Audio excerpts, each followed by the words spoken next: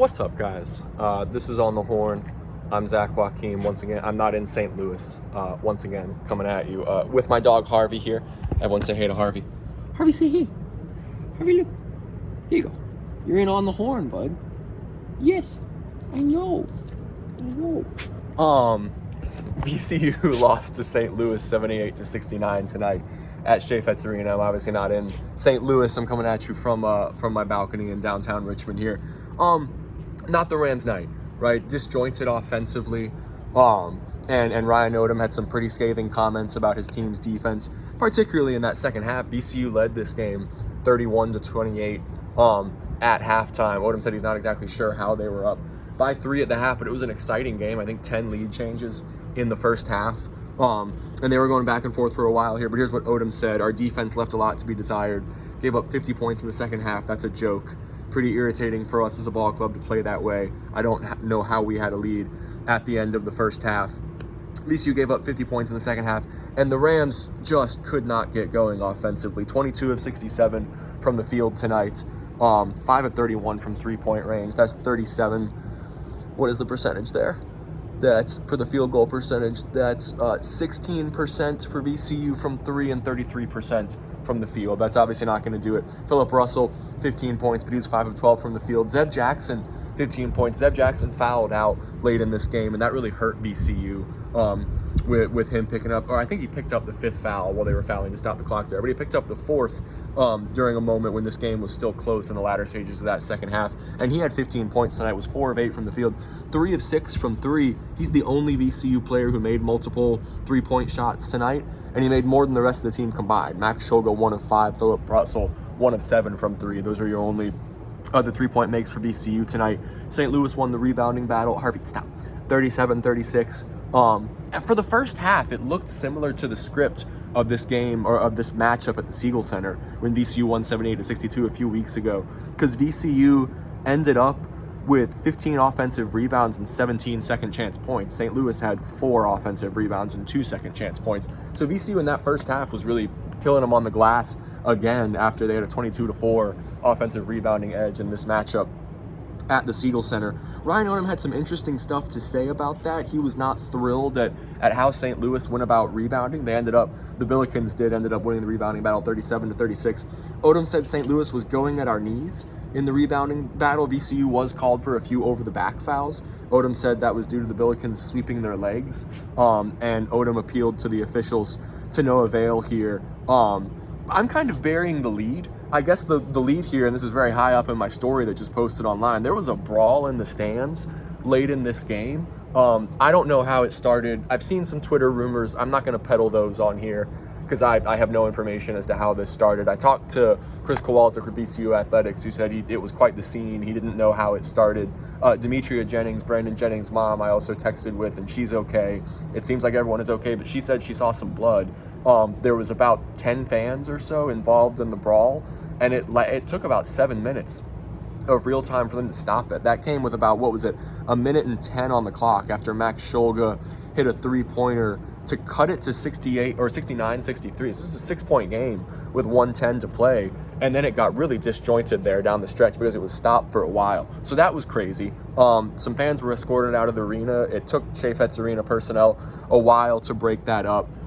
Maybe VCU was due for a dud. Obviously a disappointing result. They'd won 6 in a row. This snaps the 6-game winning streak, and George Mason right now is in sole possession of first place atop the Atlantic 10, although the Patriots are 6-1 in A10 play. VCU and St. Louis tied at 6-2 in A10 play. Mason plays tomorrow night when they host Loyola Chicago.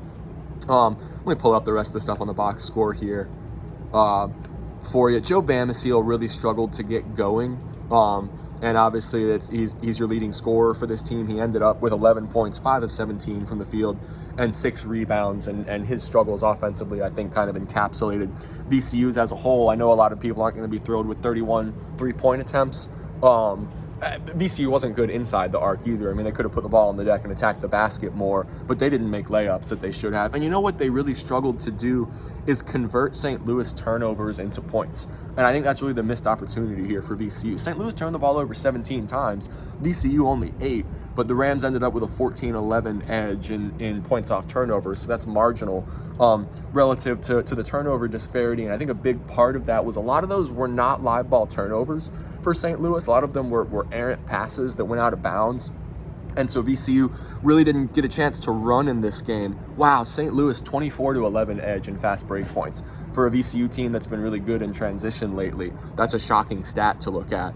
Rams had 12 steals to St. Louis's 5, but the ball movement offensively was just not good tonight. VCU only 9 assists. That's got to be among their worst tallies of the season in terms of assists, and they made 9 assists on 22 made field goals. That's not a Ryan Odom offense. That's not the VCU team that won 6 games in a row leading into this one. So a big struggle for VCU on both sides of the floor. I mean, defensively in that second half and offensively really throughout the game. A disappointing result for the Rams, but they're still atop the A10 in a battle with Mason and St. Louis. This is definitely a dent in VCU's at-large hopes. A road win and a good St. Louis team would have been a big boon for the NCAA tournament resume. So this isn't going to help. But VCU has had a really tough stretch of road games early in their conference schedule, and I think to come out of it, you're 6-2 in A10 play. And your only losses are at Bonaventure and at St. Louis. I know people are going to be disappointed immediately after this result, but that's really still, I think, a decent showing for VCU so far. They've had tough road games at St. Joseph's, at Rhode Island, at Loyola, and obviously at Bonaventure and St. Louis. They've got a lot of home games down the stretch. They've got 2 very winnable home games coming up here against Richmond and LaSalle on Saturday and Tuesday. And then you go to Dayton and George Washington. So that's another tough stretch. February 22nd at home against George Mason is going to be a massive game. So certainly opportunities for VCU to still compete for a regular season A10 title here down the stretch, but this is a setback. It felt like maybe they had to come down to earth after the 6-game winning streak, and I think this is just a bit of the other shoe dropping in a loss at St. Louis. I should mention too, Gibson Jimerson, the Richmond native, former St. Christopher's player, 26 points, 8 of 16 from the field for the Billikens. He was fantastic tonight, as was Kobe Johnson, who's not a big scorer for them. And I want to say on the broadcast, they said he was averaging 4-point-something points. I'm not looking at his season stats right now, but he ended up with 19 points, 6 of 10 from the field, 6 rebounds, provided a great spark for them. Robbie Avila, 14 points. He was only 3 of 5 from the floor, was able to get to the free throw line again a lot like he was in that first matchup at the Siegel Center, ended up 8 of 8 from the line and grabbed 7 rebounds. But I thought VCU did a decent job on him. It was Jimerson. And the backdoor cuts, oh my goodness, people were talking about that on Twitter. That was frustrating in that first half, and Odom noted it in the post-game press conference. Jimerson beat them a lot of the time on backdoor cuts. Max Shulga got caught sleeping, who's been really good defensively this year, but got caught sleeping a few times on those Jimerson backdoor cuts. And again, the Richmond native was fantastic tonight. He was only 3 of 7 from 3. It really wasn't from outside. He was able to use his off-ball movement to get easy baskets for St. Louis. The Billikens shot 49% from the field, 21 of 43. Yeah, from the field, and 6 of 18 from 3-point range. So they took 18 threes, VCU took 31, and St. Louis made 1 more. So that's not going to cut it for VCU. Frustrating performance tonight at St. Louis, and a bit of a setback as the Rams get ready for the Capital City Classic against Richmond on Saturday. So like I said, my story's online, guys. I'll have some takeaways, I think later in the week ahead of that Richmond game, because Coach Odom has media availability on Thursday morning. So I'll go to the press conference, and I'm sure there'll be some pointed questions about this one. Ryan was very frustrated in the post-game not press conference, when he was talking to Rodney Ashby and Robbie Robinson on the radio in that one. It was just after he'd talked to his team, you can tell he was not happy. So he and all the VCU fans out there will be looking for them to bounce back from this one, with a much better performance on Saturday against Richmond. So this is On the Horn. I'm Joachim.